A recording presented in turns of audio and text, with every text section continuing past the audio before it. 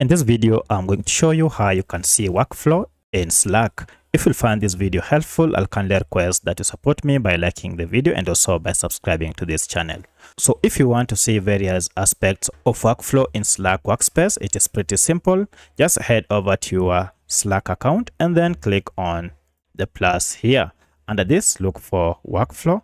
And now if you click on this, you'll be able to follow various tasks and activities such as scheduled message, new sale deals, emoji reactions, meetings, feedback, just to name but a few. You can see the list is too long, and you can also go ahead and even create one workflow from scratch. So that's how you can find or see workflow in Slack.